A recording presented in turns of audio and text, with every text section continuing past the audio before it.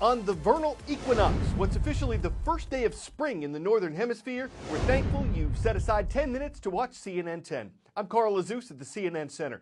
In the U.S. Midwest, the north-central part of the country, there are states of emergency in Nebraska, Iowa, and Wisconsin.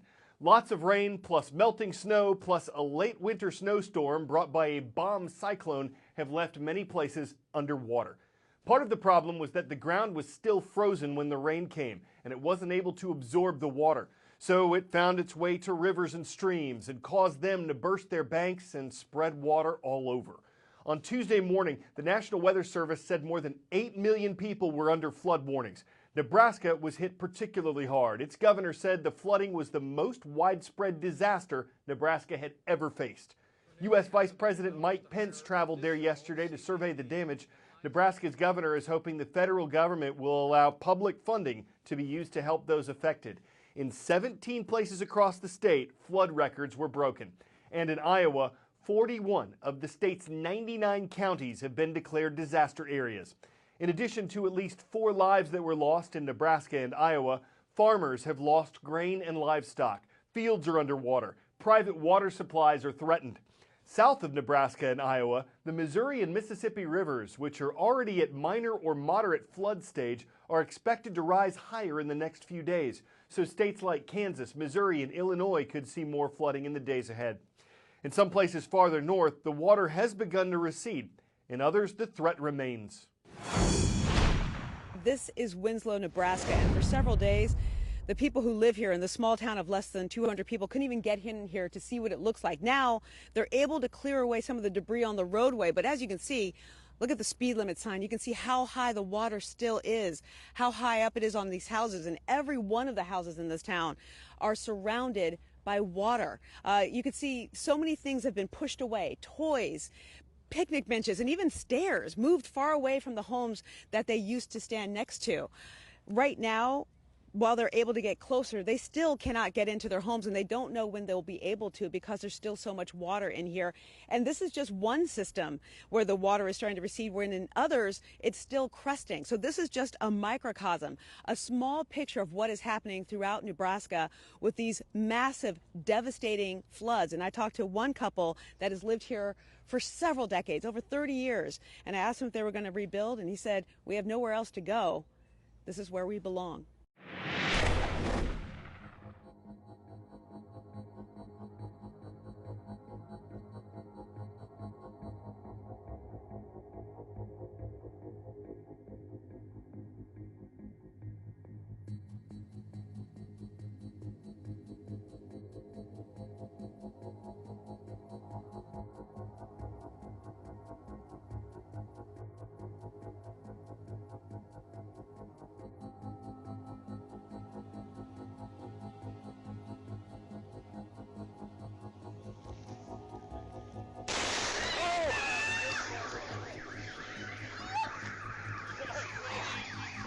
My entire apartment started shaking and there was a huge boom.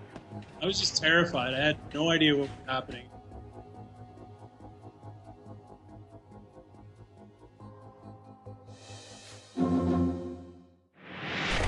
So if a meteor explodes in the atmosphere and no one's around to hear it, does it make a sound?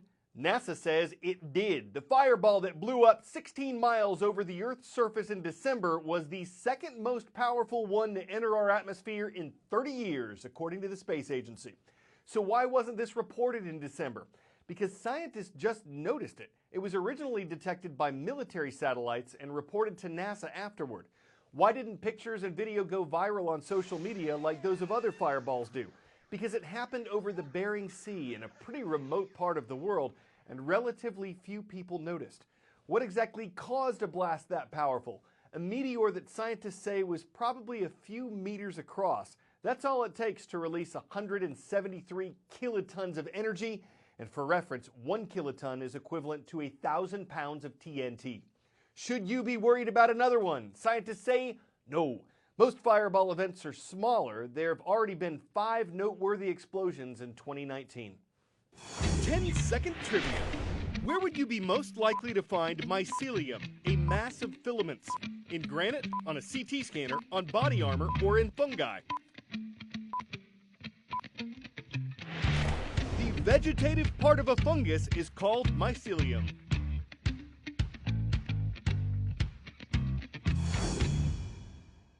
A growing number of artists, furniture makers, and even clothiers are using mushrooms to make stuff. And a big provider of the material for this is a New York-based company called Ecovative. It's a biomaterials organization that's received millions of dollars in grant money from the U.S. government, in addition to private funds from private investors. It's worked on everything from building materials to packaging, all based on using part of the mushroom. When it comes to shipping materials, it's not always the perfect substitute for styrofoam or other plastics. Ecovative's original mycelium foam could be more expensive to use than traditional materials for lightweight packages. But its makers say it is better for the environment, and it's changing the way people think about mushrooms. Since the 1950s, humans have produced over 9 billion tons of plastic. Most of that is ending up in landfills and could take centuries to decompose. A miracle material found in nature could be the key to reducing plastic waste. It's called mycelium, and it comes from mushrooms. Mycelium is like the root structure of a mushroom. You're used to seeing a mushroom above ground. Mycelium is like the roots beneath it. But no one had ever tried to use them to make materials. Eben Bayer is the CEO of Ecovative, a company that has developed a way to grow mycelium into specific shapes and sizes. They start by taking organic plant waste and mixing it with mycelium cells, which act as a sort of natural glue. The mycelium grows through and around those particles, and it binds them together, and you've got a grown product. Ecovative's mycelium products provide a natural alternative to packaging materials made out of plastic and styrofoam. But at the end of its useful life, you can actually break it up and you could put it in your own garden. So it's a nutrient, not a pollutant.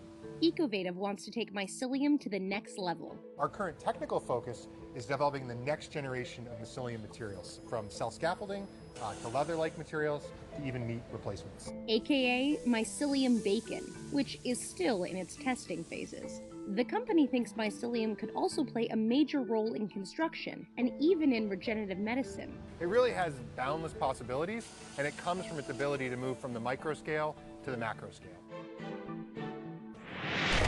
An astrolabe found off the coast of Oman in the Middle East has just been awarded the title of world's oldest by Guinness World Records. An astrolabe is an instrument that was used for centuries to mark the positions of the sun and stars. They were first used by astronomers hundreds of years BC, and sailors used them in the Middle Ages until astrolabes were replaced by sextants.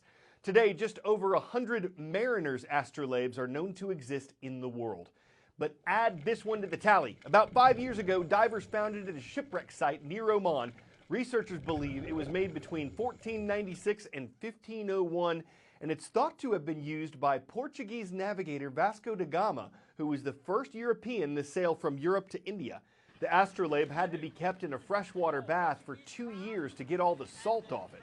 A symbol of Portugal's royal coat of arms helped scientists identify it. They hope its discovery will help them understand more about how ships navigated in the 14th and 15th centuries.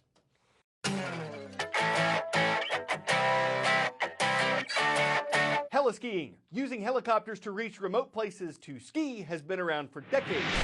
As far as we know, Zeppelin skiing, using an airship to get out in the backcountry, is pretty new. These 3 Austrian skiers worked on the idea for almost 2 years before it became reality in February. They needed cold temperatures, clear skies, and no wind. They also needed to descend by rope to the alpine summit they intended to ski. Was it worth it? You'd better believe it. Of course, there were a few blimps in the road. Their path to success wasn't always Zeppelinier, and it took a while before everything was in airship shape. Big dreams often have steep slopes and obstacles to traverse, but once theirs got off the ground, despite the ropes that repelled them, they all clearly had a descent time. I'm Carl Azuz, and we'll ski you later on CNN.